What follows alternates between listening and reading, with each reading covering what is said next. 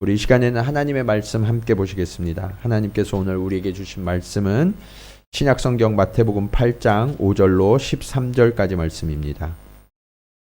마태복음 8장 5절로 13절까지 말씀 함께 보십니다. 제가 봉독해 올리도록 하겠습니다. 예수께서 가버나움에 들어가시니 한 백부장이 나와 간구하여 이르되 주여 내 하인이 중풍병으로 집에 누워 몹시 괴로워하나이다. 이르시되 내가 가서 고쳐주리라. 백부장이 대답하여 이르되 주여 내 집에 들어오심을 나는 감당하지 못하겠사오니 다만 말씀으로만 하옵소서. 그러면 내 하인이 낫겠사옵나이다. 나도 남의 수하에 있는 사람이요 내 아래에도 군사가 있으니 이더러 가라 하면 가고 저더러 오라 하면 오고 내 종도로 이것을 하라 하면 하나이다. 예수께서 들으시고 놀랍게 여겨 따르는 자들에게 이르시되 내가 진실로 너희에게 이르노니 이스라엘 중 아무에게서도 이만한 믿음을 보지 못하였노라. 또 너희에게 이르노니 동서로부터 많은 사람이 이르러 아브라함과 이삭과 야곱과 함께 천국에 앉으려니와 그 나라의 본 자손들은 바깥 어두운 데 쫓겨나 거기서 울며 이를 갈게 되리라.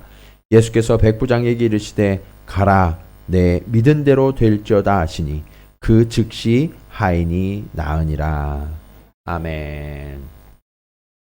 우리 계속해서 오늘 만나는 예수님 시리즈 말씀을 함께 살펴보고 있습니다. 오늘은 네 번째로 내 믿은 대로 될지어다 라는 말씀으로 은혜를 나누고자 합니다. 최근 이 서점에 가셔서 그 베스트셀러 목록을 보시면 예전에 읽었던 책인데 요즘에 다시 차트가 역주행하는 책이 있더라고요. 어떤 목사님이 추천해 주셔서 저도 그 책을 좀 읽어보게 됐는데 알베르토 까미의 페스트라는 책입니다. 이 책은 유럽을 휩쓸었던 페스트라는 이 전염병을 다루고 있는 책입니다. 이 페스트로 확산된 가상의 도시 오랑시라는 이 도시가 이제 폐쇄되게 되고 이 폐쇄된 도시에서 살아가고 있는 사람들, 사회의 모습 이런 것들을 오늘날 우리에게도 아주 적나라하게 우리의 모습을 재조명해주고 있는 그런 책이어서 아주 관심 깊게 이 책을 보게 됐어요. 그런데 저자의 의도와는 상관없이 제가 따로 눈이 가는 사람이 있더라고요. 그 사람은 누구냐면 그 오랑시의 신부였던 파늘루라는 신부입니다. 처음에 이 파늘루 신부는 페스트가 인간의 탐욕과 죄에 대한 하나님의 징계라는 선언을 합니다. 그리고 회개를 촉구하죠.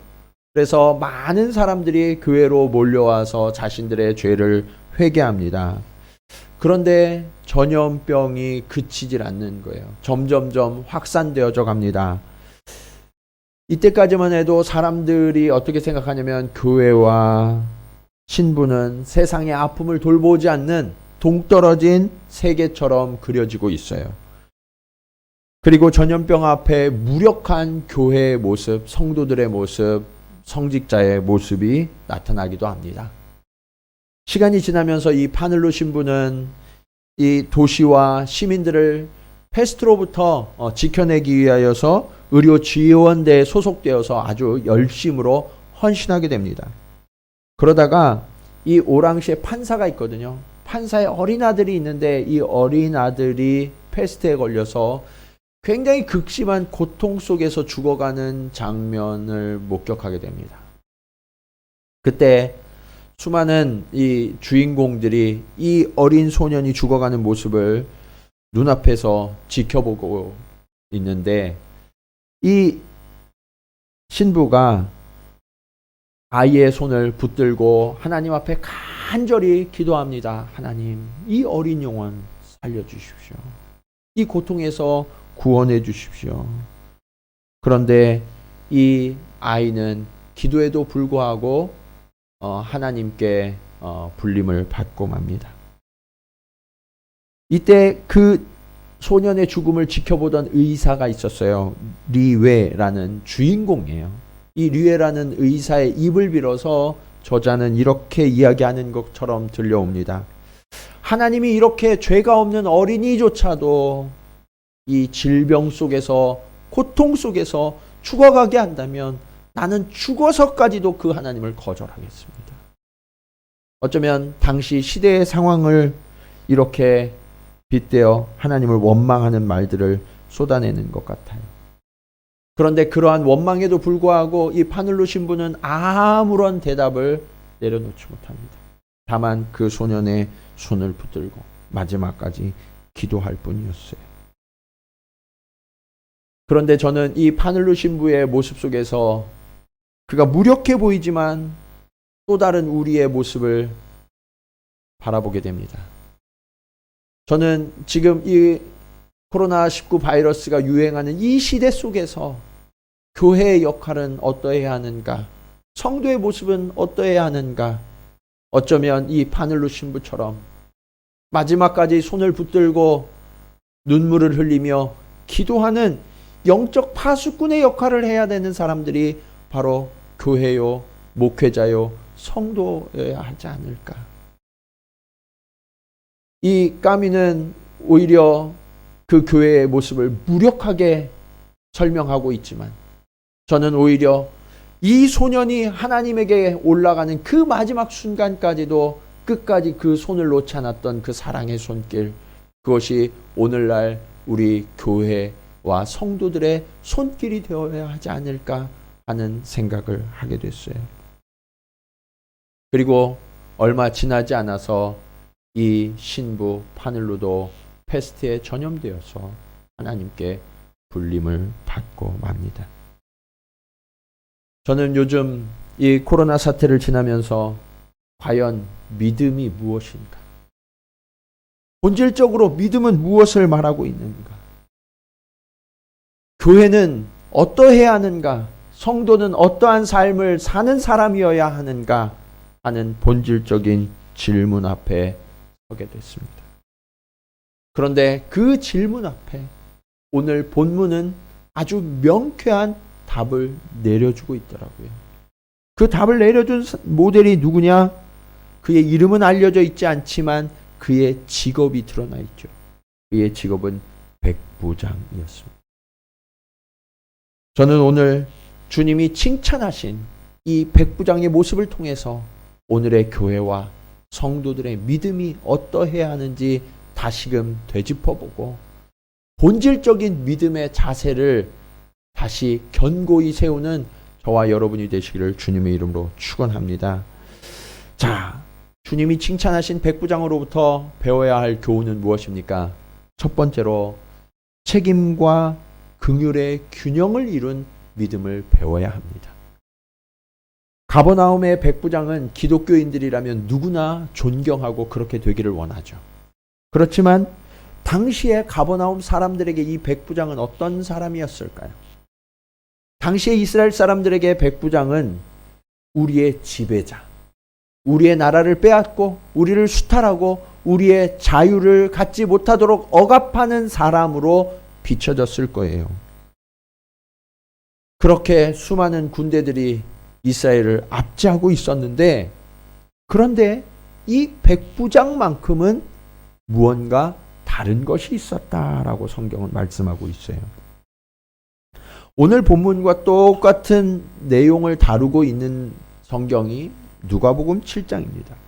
누가복음 7장은 조금 다른 시각에서 이 내용을 설명하고 있는데, 백부장이 마태복음에서는 예수님께 직접 나왔지만 누가복음에서는 직접 나온 것이 아니라 사람을 보냈다라고 이야기해요.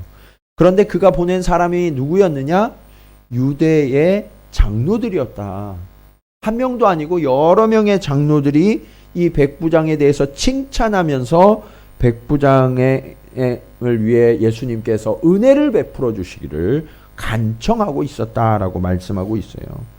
여러분, 어떻게 이런 일이 가능할까요? 누가복음 7장 4절 5절 말씀을 보시면, 이에 그들이 예수께 나와 간절히 구하여 이르되 이 일을 하시는 것이 이 사람에게는 합당하니이다. 그가 우리 민족을 사랑하고 또한 우리를 위하여 회당을 지었나이다. 여러분, 이 백부장에 대해서 아주 놀라운 말씀을 하고 있어요. 백부장에게 예수님이 은혜를 베풀어 주시는 것은 너무나 당연하고 합당한 일이라는 거예요. 왜요? 그는 이방인이었고 우리의 지배자였지만 우리를 사랑하고 우리를 위하여서 하나님께 예배드리는 회당을 지어준 아주 고마운 사람이니까 주님 제발 좀 도와주세요 라고 이야기하고 있었던 거예요. 이 고백 속에서 우리는 백부장이 어떤 사람이었나 하는 것을 알게 돼요. 그는 책임감이 투철한 군인이었지만 동시에 긍휼이 많은 사람이었구나 하는 것을 알 수 있죠. 아주 균형 잡힌 사람이었던 거예요. 그런데 여러분 주변에 많은 사람들이 있잖아요. 그 중에서 아주 탁월하고 책임감이 뛰어나신 분들도 있을 거예요. 그런데 책임감이 뛰어나신 분들이 갖는 약점 중에 하나가 뭐냐면 긍휼이 잘 없어요. 원칙을 중시하고 그 일들을 이루기 위해서 아주 추진력도 강한데 연약하고 약한 자를 돌아보는 그러한 긍휼과 사랑이 약한 그런 약점이 있죠.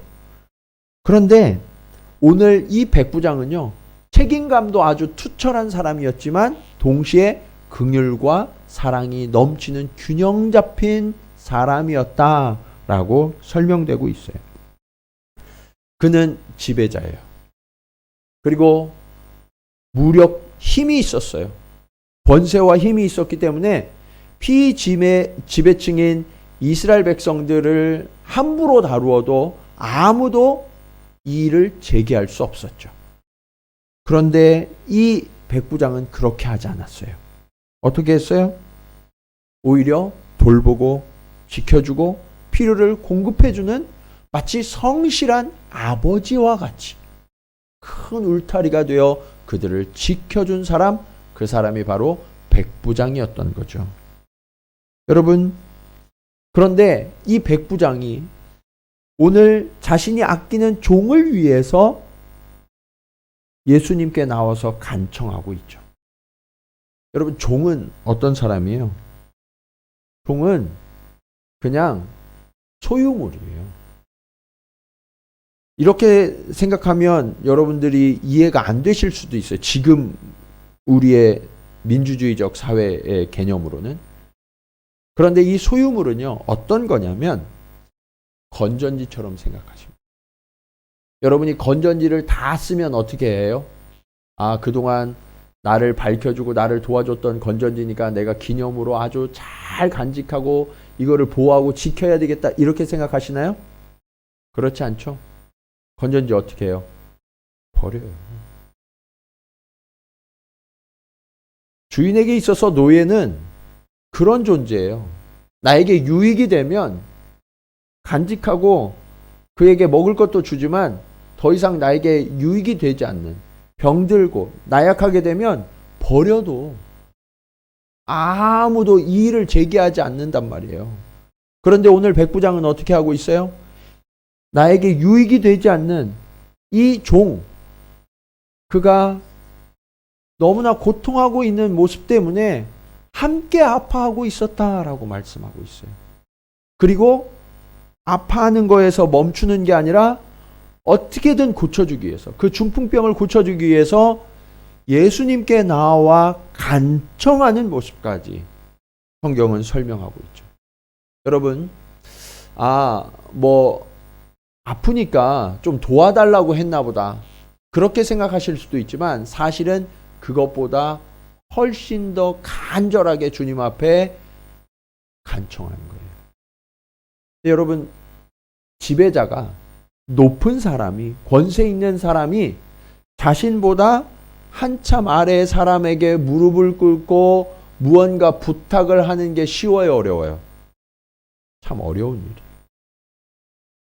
그건 정말 어려운 일이에요. 백부장의 입장에서 볼 때 예수라는 존재는 무시해도 되는 그런 하찮은 존재였을 수 있어요.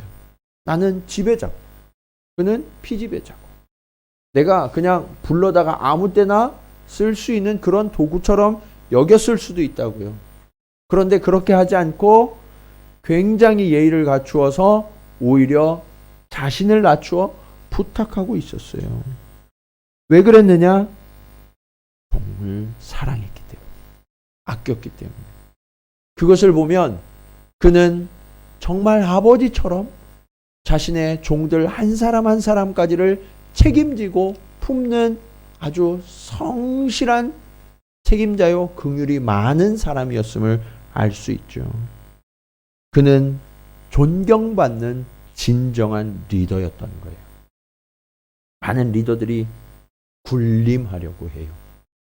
그러나 성경적으로 진짜 리더는 오히려 이 백부장처럼 누군가를 품어주고 긍휼히 여길 수 있는 성실하지만 책임도 지지만 존경받는 사람이 되어야 된다라고 말씀하고 있는 거죠.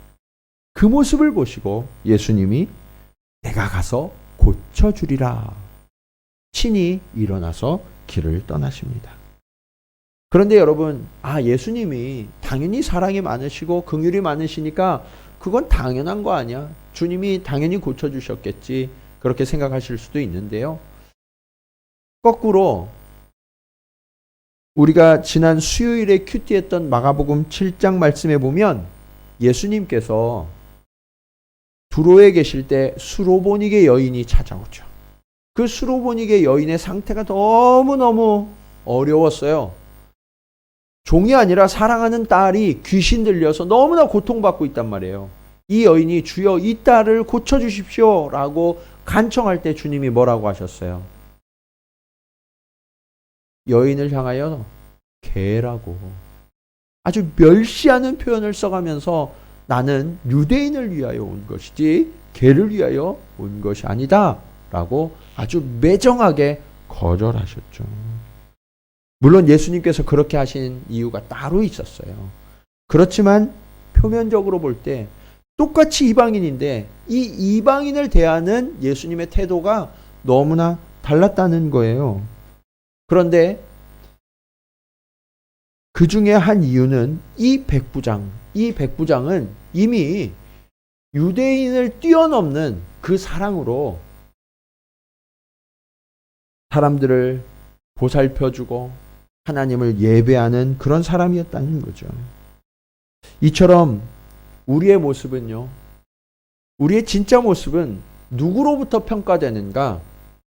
내가 스스로 생각하는 게 아니라 다른 사람들이 나를 어떻게 평가하는가? 거기에서 내 진모습이 나타난다라는 사실을 우리는 알아야 돼요. 여러분, 하나님은요, 지금 저와 여러분을 이 시대를 책임지라고, 그리고 우리가 살고 있는 이 땅을 책임지라고, 우리가 더불어 살아가는 그 이웃을 책임지라고 이곳에 그 사람들 가운데 우리를 보내셨음을 믿으십니까? 그렇다면요, 우리는 그곳에서 사람들로부터 칭찬받는 존재가 돼야 돼요. 그냥 나는 믿음을 가졌으니까 저 사람들하고 달라, 분리된 존재가 아니라 사람들로부터 인정받고 칭찬받는 존재가 돼야 된다는 거예요. 어떻게 칭찬받을 수 있느냐? 성실하지만 동시에 긍휼과 사랑을 놓치지 않는 균형 잡힌 믿음의 사람이 되어야 한다라는 말씀이에요. 자, 두 번째로 이 백부장으로부터 우리가 본받아야 할 모습이 있어요. 그것은 무엇이냐면 확신과 겸손의 균형을 이룬 믿음을 가져야 돼요.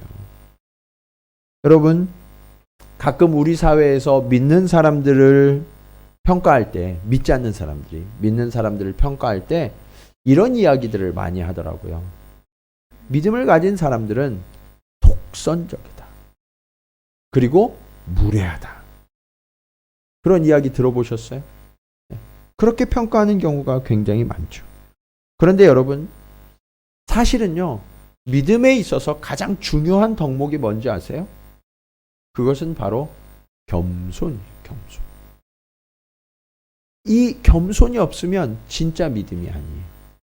왜냐하면 믿음은 전적인 신뢰와 의탁이거든요. 내가 하는 게 아니에요. 누가 하시는 거예요? 주님이 하시는 거예요. 그러니까 우리는 그 주님이 하시는 일을 선포하는 것뿐이니까, 내가 하는 게 아니니까 우리는 그분이 영광 받으시고 우리는 항상 겸손함으로 다른 사람들에게 복음을 나타내야 하는 거죠. 내가 무례하고 내가 확신이 있다고 함부로 하고 그렇게 할 수 없다는 거예요. 오늘 말씀의 주인공인 이 백부장의 모습을 보면 예수님이 말씀만 하시면 내 종이 반드시 낫게 될 것이라는 전적인 확신이 있었어요. 그랬기 때문에 예수님 앞에서 너무나 겸손한 모습으로 등장합니다. 8절 말씀 보시면 이렇게 고백하죠. 백부장이 대답하여 이르되 주여 내 집에 들어오심을 나는 감당하지 못하겠사오니 다만 말씀으로만 하옵소서. 그러면 내 하인이 낫겠사옵나이다. 여러분, 이 고백은요, 백부장이 예수님을 얼마나 신뢰하는지, 그리고 예수님이 얼마나 전능하시고 존귀하신 분인지를 잘 알고 있는 고백이에요. 그는 예수님이 직접 오셔서 우리를 만지거나 어떤 특별한 행위를 하시지 않아도 예수님이 그냥 지금 계신 그 자리에서 한 말씀만 하셔도 내 종이 반드시 나을 것이라는 분명한 확신으로 이런 이야기를 고백하고 있는 거죠. 뿐만 아니라 그가 얼마나 예수님을 존귀한 분으로, 전능하신 분으로 인정하고 있는지도 잘 보여주고 있는데, 그게 지금 예수님께서 내 집에 들어오심을 나는 도저히 감당할 수 없으니까 주님 안 오셔도 되고 그 자리에서 말씀만 해주셔도 돼요. 여러분, 당시에 예수님이 주로 가신 곳들을 보면 가난한 자, 병든 자, 죄인들의 집에 주로 들어가셨죠. 그런 집들과 이 백부장의 집을 비교해 보면 어느 집이 예수님이 들어가실 만한 집일까요? 백부장의 집이 훨씬 더 크고 화려하고 예수님께 대접할 만한 것들도 많이 있었을 거예요. 그런데 백부장은 왜 이런 말을 했을까요? 그는 로마에 속한 사람이잖아요. 그런데 로마의 황제보다도 예수님이 더 크시고 전능하신 분임을 그는 알고 있었던 거예요. 그러니까 그 하나님이신 예수님께서 내 집에 들어오시는 것을 내가 감히 감당할 수가 없습니다 하는 아주 낮은 겸손한 모습으로 지금 주님을 맞이하고 있는 거죠. 또한 그는 자신이 군인이었기 때문에 예수님께 이래라 저래라 요청할 수도 없는 존재라고 이야기하고 있어요. 9절에 이렇게 말씀하시죠. 나도 남의 수하에 있는 사람이요 내 아래에도 군사가 있으니 이더러 가라 하면 가고 저더러 오라 하면 오고 내 종더러 이것을 하라 하면 하나이다. 저는 이 말씀을 준비하면서 이 구절이 제 마음에 다시 한번 깊이 새겨지더라고요. 우리는 예수님 앞에 기도한다고 이야기해요. 그리고 요청드린다고 하죠. 그런데 만약 우리의 요청과 우리의 간구를 예수님이 외면하시거나 또는 예수님이 거절하신다면 우리는 그동안 어떻게 반응해 왔습니까? 예수님이 들어주시지 않는다고 실망하신 적 없으세요? 때로는 그것을 넘어서서 주님께 분노하신 적은 없으신가요? 우리의 주변에 이웃들 중에는 예수님이 내가 그렇게 간절히 구했는데 듣지 않으셨다고 실망해서 주님을 떠나간 그런 이웃들도 있지 않나요? 여러분, 사실은요, 이 지점에서 우리가 예수님을 어떻게 대하고 있는지를 적나라하게 볼 수 있어요. 우리가 말로는 예수님을 주님이라고 고백하죠. 그렇지만 사실은 내가 주인 행세하고 있었던 거예요. 예수님께 명령하고 있었던 거라니까요. 우리 솔직히 우리의 신앙, 우리의 모습을 한번 돌아보자고요. 저와 여러분이 주님께 기도한다고 했지만 예수님께 강요한 것은 아니었나요? 주님의 뜻을 묻기는 했지만 그것은 형식적인 절차에 불과할 뿐 오히려 주님이 내 뜻에 맞춰주셔야만 한다고. 그것도 지금 당장 내가 원하는 방식대로 그렇게 들어주셔야만 한다고 우리가 주님 앞에 명령하고 있었던 것은 아닌가요? 예수님 당시에 뛰어난 신앙을 가졌다고 하는 사람들이 있었어요. 그들은 종교 지도자들이었죠. 바리새인, 서기관, 사두개인. 그런데 그들에 대한 예수님의 평가는 어떠했습니까? 외식하는 자.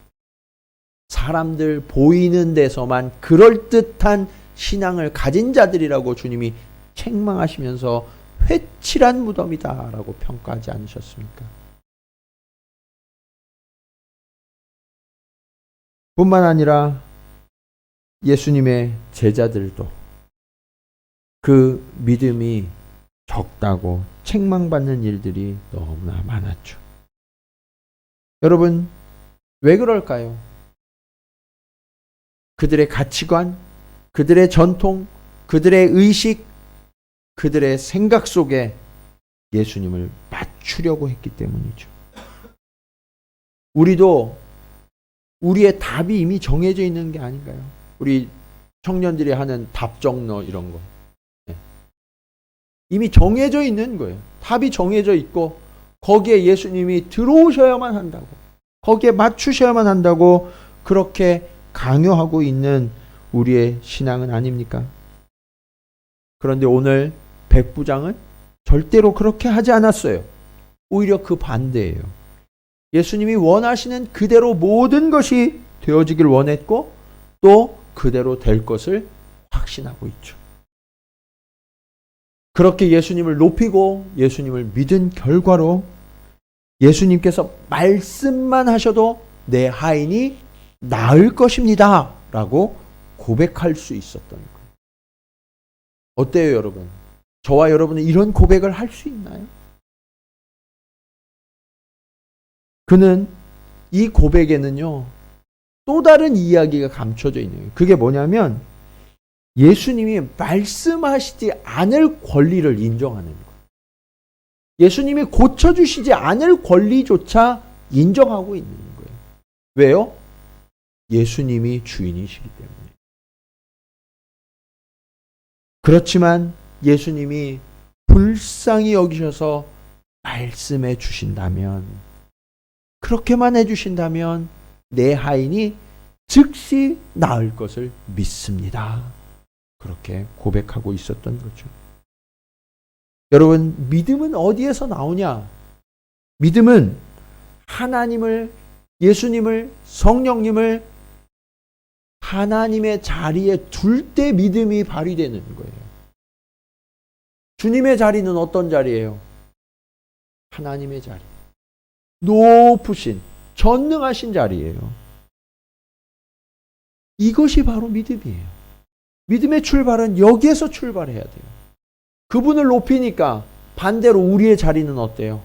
우리의 자리는 반대로 낮아지는 거죠.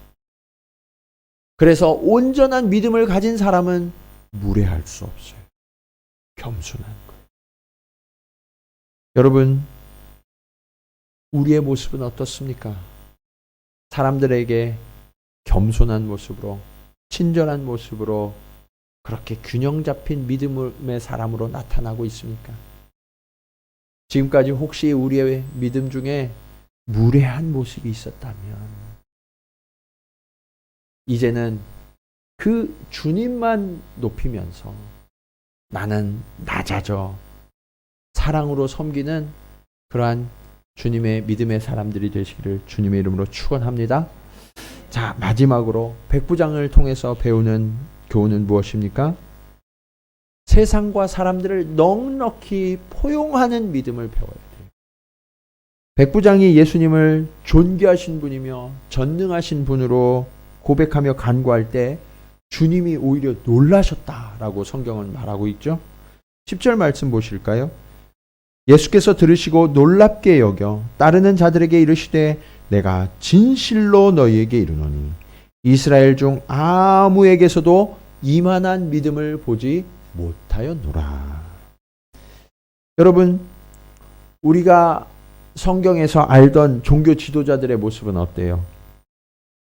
대부분이 형식적이고 사람들 앞에 보이려고 하는 그 의식적인 신앙 행위를 하고 있다라고 예수님께 꾸중을 듣죠. 제자들도 주님과 같이 낮아지려고 하지 않고 높아지려고 하는 거예요. 주님의 나라가 이루어질 때 나는 우편에, 나는 좌편에 올려주십시오 하면서 서로 싸우고 있었잖아요. 정적 위기가 닥쳤을 때는 어땠어요? 두려워 떨면서 믿음의 능력이 나타나지 않았어요. 주님이 어찌하여 이렇게 믿음이 적으냐 하면서 책망하셨죠. 그런데 오늘 이방인이었던 이 백부장에 대해서 예수님의 평가는 어떻습니까? 이스라엘의 최고의 종교 지도자들은 물론 예수님을 늘 따라다니면서 그 기적을 체험했던 제자들에게서도 발견할 수 없었던 큰 믿음을 보았다라고 말씀하셨죠. 그러면서 주님은 그 믿음에 즉각적으로 응답을 하셨던 거예요. 13절 말씀 보시면 이렇게 써 있죠. 예수께서 백부장에게 이르시되 가라 내 믿은 대로 될지어다 하시니 그 즉시 하인이 나으니라. 여러분, 언제 응답되냐면 믿음이 증명될 때 응답되는 거예요. 우리의 믿음을 증명해야 돼요. 그래서 주님은 다른 건 요구하지 아니하시고 딱 한 가지 요구하시는데 우리에게 믿음이 있는지 없는지. 12해를 혈루증을 앓던 여인이 있었어요. 그녀는 여러 가지 노력으로 병을 고치려고 했지만 12년 동안 재산만 다 날리고 그 어떤 의사도 그녀의 병을 고칠 수가 없었죠. 혈루증은 당시에 불경한 사람으로 취급되었던 병이었어요. 그랬기 때문에 사람들 사이로 들어갈 수가 없었어요. 만일 그것이 들켜지면 굉장한 위험에 처할 수 있었죠. 그러나 이 여인은 이제 예수님 앞에 자신의 생명을 걸기로 한 거예요. 그리고 예수님의 옷자락에 내 손이 닿기만 하면 내가 반드시 나으리라 라는 믿음을 갖고 예수님이 지나시는 그 길로 나아갑니다. 그리고 수많은 사람들의 틈바구니에서 예수님의 옷자락에 손을 대고 나음을 입게 되죠. 마음에 믿음의 시험이 있었어요. 혹시 내가 발각되면 죽을지도 모르는데. 그러나 예수님이 돌아보시면서 이 여인에게 이렇게 말씀하십니다. 마태복음 9장 22절 보시면 예수께서 돌이켜 그를 보시며 이르시되 딸아 안심하라 내 믿음이 너를 구원하였다 하시니 여자가 그 즉시 구원을 받으니라. 여러분, 무엇이 구원하였다고 말씀하세요? 믿음이 구원하였다라고 말씀하고 있죠. 또 여리고 성에 한 맹인이 주님이 지나가신다는 소리를 듣습니다. 그는 볼 수도 없었어요. 그러나 예수님이 가시는 이 기회를 절대로 놓칠 수가 없었어요. 그래서 이 여인처럼 가서 예수님을 터치할 수가 없기 때문에 소리를 지릅니다. 다윗의 자손 예수여 나를 불쌍히 여기소서. 믿음의 시험이 들어옵니다. 어떤 시험이요? 예수님을 따르던 무리들이요 핍박하는 거예요. 조용히 해. 시끄러워. 너 때문에 예수님이 아무 말씀도 하실 수 없어. 계속해서 핍박하지만 그는 이 기회를 놓칠 수가 없었어요. 주님 앞에 더욱더 간절히 더 큰 소리로 외칩니다. 다윗의 자손 예수여, 나를 불쌍히 여기소서. 주님이 주목하시고 다가오십니다. 내게 무엇 해주기를 원하느냐? 주여, 보기를 원하나이다. 그때 주님이 이렇게 대답하십니다. 누가복음 18장 42절 말씀입니다. 예수께서 그에게 이르시되 보라, 내 믿음이 너를 구원하였느니라. 여러분, 주님은요, 응답의 조건으로 다른 것을 요구하지 않으세요. 우리가 얼마나 열심히 살았는지, 우리가 얼마나 선한지, 우리가 그것을 충분히 받을 만한 사람인지, 그것을 주님이 요구하지 않으세요. 왜냐? 그 능력은 오직 주님께 있기 때문에. 이미 주님께 다 있어요. 딱 한 가지 보시는 것, 요구하시는 것, 믿음이 있느냐 없느냐. 그런데 주님이 이 믿음을 테스트하는 이유가 있어요. 왜 주님이 그냥 주시면, 이 불쌍한 사람들에게 그냥 주시면 되지, 다 아시는데 왜 믿음을 테스트하실까? 오늘 우리가 이렇게 힘들고 어려운데 주님은 왜 우리에게 그냥 은혜와 구원을 베풀어 주시지 않을까? 한 가지 테스트가 남았기 때문에 그래요. 그것이 무엇이냐? 하나님이 부어주시는, 하늘문을 여시고 부어주시는 그 축복과 은혜는 너무나 크고 놀라운 것이거든요. 그 크고 놀라운 은혜를 감당할 수 있는, 그것을 받아낼 수 있는 그릇인가 아닌가, 그것을 믿음을 통해서 증명하라라고 요구하시는 거예요. 11절 12절 말씀을 보시면 이렇게 말씀하고 있습니다. 또 너희에게 이르노니 동서로부터 많은 사람이 이르러 아브라함과 이삭과 야곱과 함께 천국에 앉으려니와 그 나라의 본 자손들은 바깥 어두운 데 쫓겨나 거기서 울며 이를 갈게 되리라.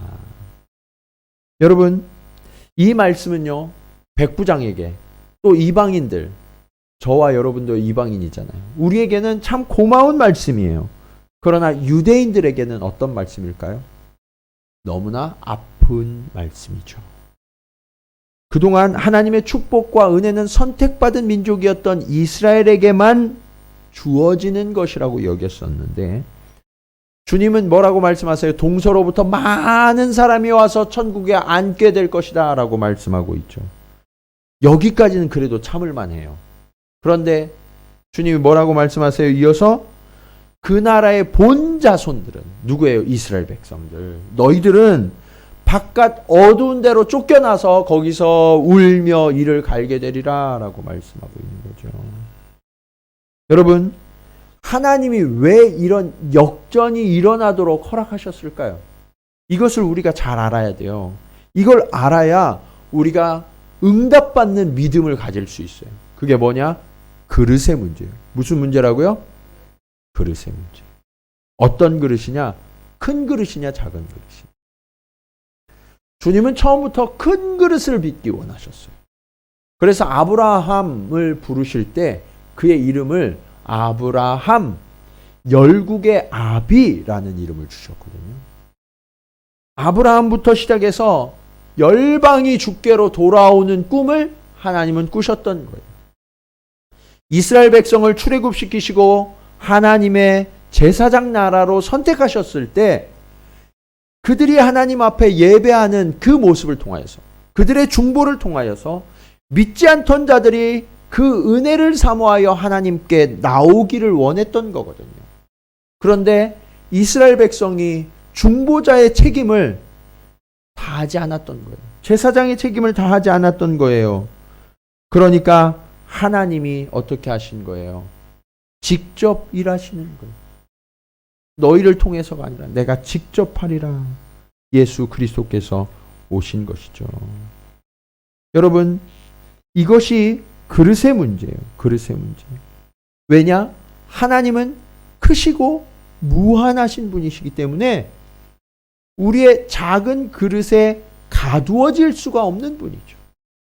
하나님은 열방 곳곳으로 그 은혜가 흘러넘치도록 부어주시는 그 축복을 부어주시는데 우리의 그릇이 너무 작아서 그것을 담을 수가 없으면 그것을 부어주실 수가 없던 거예요.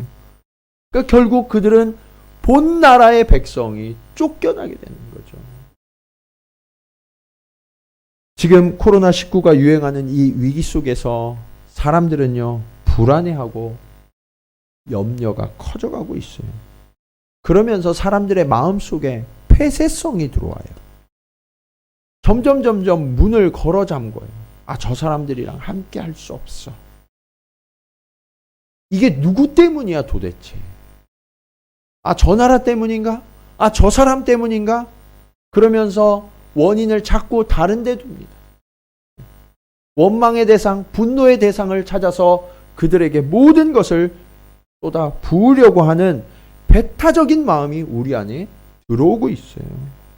그런데 여러분, 이것은 결코 믿음의 사람들, 은혜를 입은 사람들이 취할 태도가 아니라는 사실을 분명히 인식하셔야 돼요. 위기와 위협 속에서 우리는 어떤 사람인지가 더 분명하게 드러나거든요. 이 위기 속에서 우리는 어떠한 태도를 취하고 있습니까? 그리고 우리의 이 모습을 보고 사람들은 우리를 어떻게 평가할까요? 오늘 이 백부장은 우리를 향하여서 성실한 책임감이 있는 사람이 되되 긍휼과 사랑을 놓치지 않는 균형 잡힌 믿음의 사람이 되라고 말씀하고 있어요. 그리고 우리에게 분명한 확신과 믿음이 있지만 무례하지 않고 겸손의 균형을 이루어야 한다라고 말씀하고 있어요. 그리고 우리가 살아가고 있는 이 시대의 아픔을 그리고 나와 다른 사람들을 넉넉히 품고 포용하는 그러한 큰 믿음의 사람이 되어야 한다라고 가르쳐주고 있습니다. 여러분, 믿음은 결코 배타적이지 않습니다. 믿음은 내가 하는 것이 아니기에 우리는 주님 앞에서 한없이 겸손해져야만 합니다. 그리고 하나님 아버지의 품을 닮아 우리도 넉넉해져야 해요.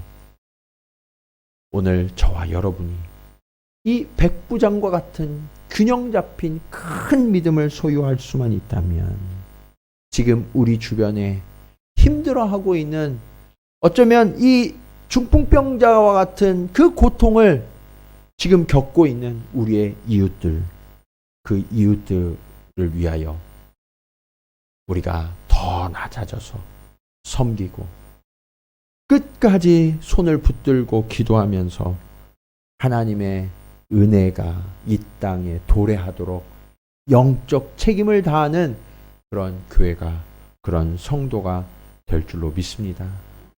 이 시대에 필요로 하는 믿음의 사람은 바로 이런 사람. 저와 여러분이 이 믿음을 지켜서 훗날 이 시기가 지나갔을 때 내가 저 집사님 덕분에, 저 형제, 저 자매 덕분에 이 시기를 두려움 가운데에서 벗어나서 평안으로, 감사로, 그리고 구원으로 나아가게 됐다고 하는 그런 아름다운 소식이, 칭찬이 저와 여러분, 우리 교회 가운데 임하기를 주님의 이름으로 간절히 축원합니다.